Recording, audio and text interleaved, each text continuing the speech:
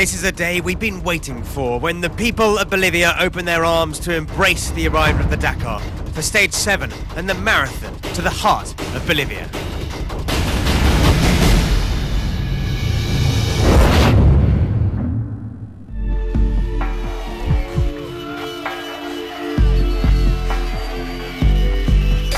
Iquique, always a marvel in the shadow of the dunes, and this year it was a dynamic and colourful meeting point for the weary adventurers of the Dakar.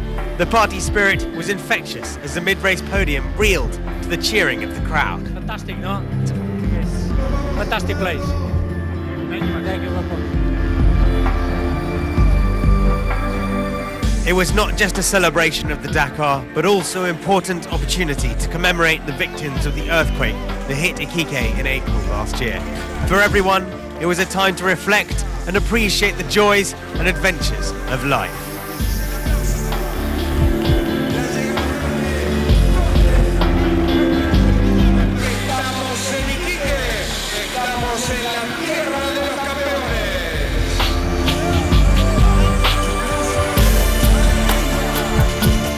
Fantastic, we have a lot of support, this is a great moment for us.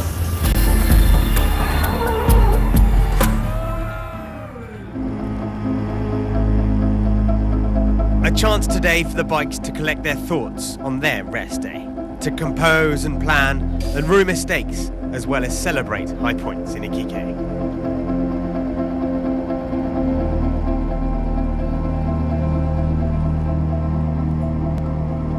For KTM and for Mark Comer, the lead of the rally is within touching distance.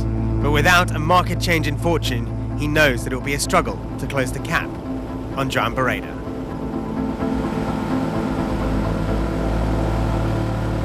I think that 10 minutes is actually a lot in this race as it has evolved. The bikes are perfect every day. Everyone studies the road book very well. It's significant because the race has closed up and getting seconds has become like trying to gain minutes. The story of the week has been the game of cat and mouse, stage by stage between the two team leaders.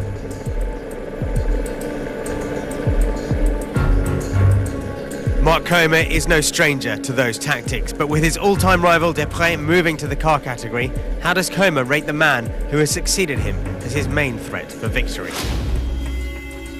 It's different. With Cyril, I really had magnificent fights that are a part of the history of the Dakar. But to compare Cyril to Joan is hard, as they're very different in the way they ride, and on a personal level as well. They both have different philosophies, but at the end, they're both very tough. I think that Cyril has a high capacity to manage the race, and he was unique in this. And Joan, he has the speed that only a few riders have. Speed is his weapon, but this year we're seeing a new side to Barreda. He stepped into the shoes of race leader for Honda perfectly. We have a good gap, and we know that to make any gap over Mark is really hard. Because of that, my mentality has to be to conserve the position that we have, and at the same time make sure we don't make errors and concentrate totally on the race. Barreda is far from alone at the front, with his teammates all around. The best of them is Paulo Gonçalves, who started fast and has maintained the pressure as the leaders spar. I think that the whole team is working for one goal, and we know what that is. We don't know what's coming up, but we'll give all we can. The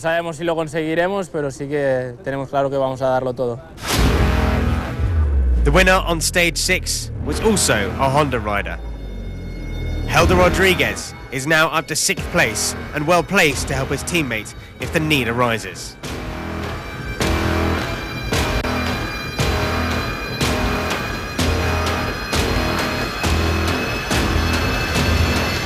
And not to mention Laia Sanz, who now in 14th place is 2 places up on her personal best finish from last year and consistently riding in the front group. For KTM, it's not quite so rosy, especially for last year's runner-up and Comer's race buddy, Jordi Villadoms. His priorities will have to change after a time penalty on stage 6. I can work as a team with Mark to help him, as he's the one battling for the victory, so I'll do it. It's been a week of surprises, but anyone who'd seen him ride enduro wouldn't be surprised by the speed of newcomer Toby Price. Though the navigation elements are new, he's taken his time to learn the techniques he needs and is riding high as top rookie. That was a place occupied by this man, Matthias Walkner, but on stage 6 he had technical issues as he broke his seat when lost and had to spend more than 2 hours standing upright as he fought his way back. He's now out of contention, but one stage win already means he's still a threat for individual motos. Second best of the KTMs is this man, Pablo Quintanilla. He's been a sensation through the last 3 days in Chile and has moved himself into contention for an overall podium, a place occupied last year by Olivier Pain. But it's been a tough year for Yamaha with a totally new bike to work on.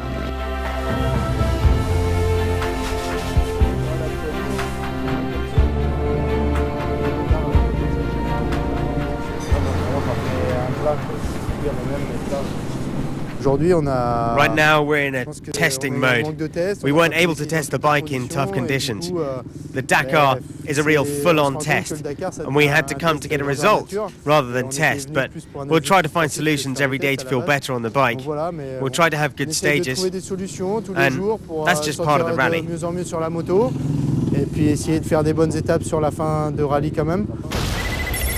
Correa leads by 12 minutes at the halfway point. Gonçalves close behind Coma in third. But look, Quintanilla and Price just 29 and 33 minutes back. Great performances. Behind them, you have another Honda rider, Helder Rodriguez, moving up at the expense of the second factory KTM of Ruben Faria. Svitgo leads Duclos, and Casteau sneaks into the top 10. 6 days of racing in the quads, and nothing can separate the speed of Rafael Sonic and defending champion Ignacio Casale. Sonic held the upper hand as he pushed the pace in Argentina, but since arriving in Chile on his home soil, Casale has come into his own. And so as the race moves into new ground, who will be the stronger rider? Right now, Sonic is holding a 16-minute lead over Casale, but that's been shrinking rapidly. La Fuente is third, but surely out of contention already.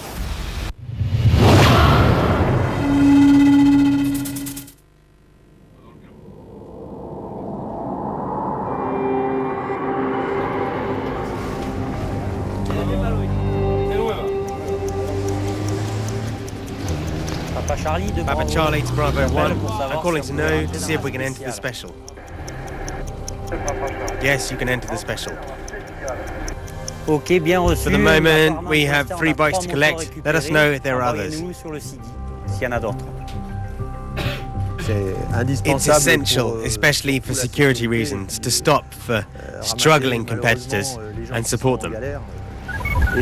Thanks to the doctor on board, we can also take care of an injury or a sick rider.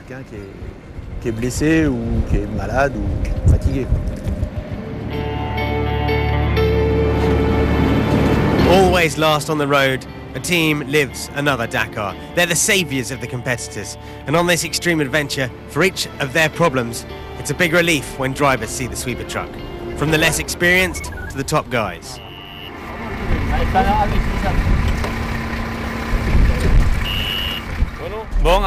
Good luck. Anyway, you'll overtake us, but watch out. Turn your lights on. You'll be driving faster than us. Oh ben, tu roules plus que nous, hein.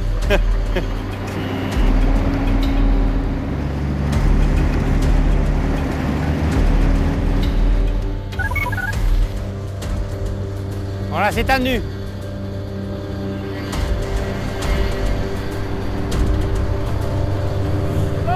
Hop!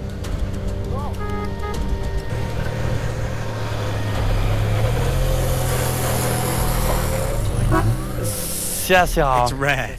It's really rare to see top drivers. And that's 2 for today. Shishrit and a Peugeot. It's a Dakar. Even the best can break down. Peuvent tomber en panne.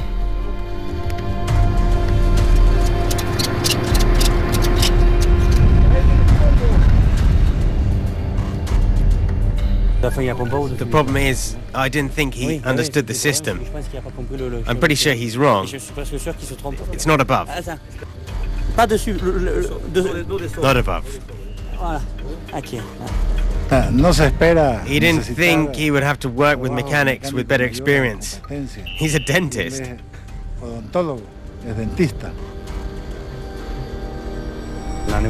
We're at kilometre 80. We still have 350 left. If we spend an hour on each competitor, we'll reach the bivouac when the rally will be back in On France. arrive au bivouac, que le rallye est déjà rentré en France. Voilà. On est avec le concurrent. We're with competitor 364. They have a mechanical problem. We're helping them out. We're going to give them water and food, and we'll carry on. Okay, fine, thanks.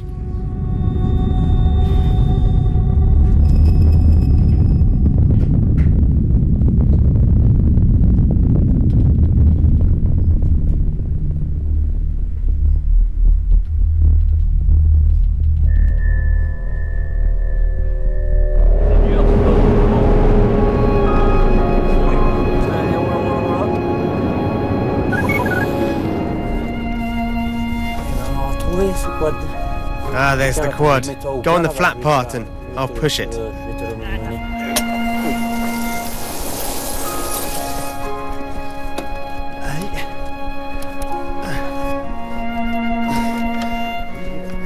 On y est là?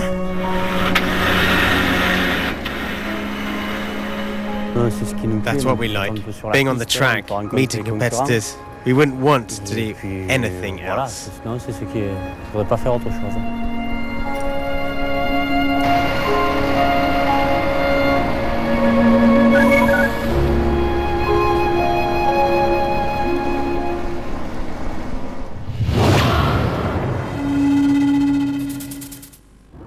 As of right now, he's done everything right. Nasser Al-Attiyah is the man with the target firmly on his back. I am sure everybody want to beat us, and follow us here. We need to be clever and we need to win Dakar.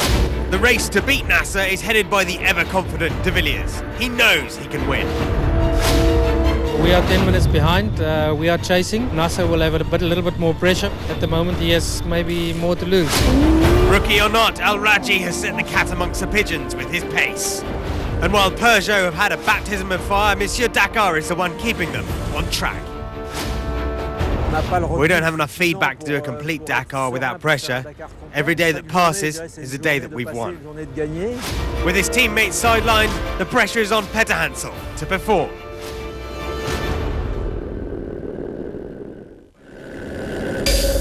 It was a tense evening in the night of the 6th day in Iquique. As for the cars and truck teams and the rally organisation, the time has come for the long-awaited marathon stage.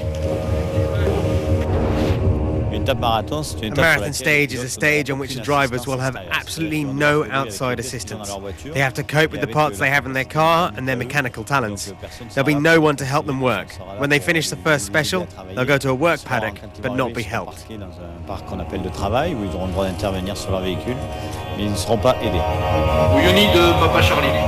The road to Bolivia could be a turning point in this Dakar, as the rally organisation has had to set up separate bivouacs and checkpoint teams.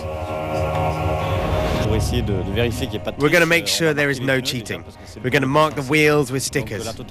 All the wheels that we use for the stages will be marked. A driver is allowed 4 wheels and 3 spare wheels. The 3 wheels added to the 4 will be marked, and we will check at the finish that all these wheels are still the same.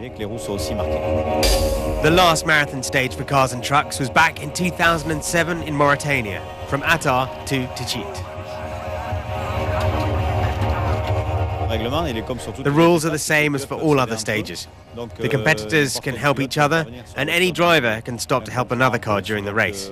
Theirs will be a real spirit of camaraderie. Some will use water carriers and parts for the others. Tonight, there's going to be quite a lot of traffic in the paddock.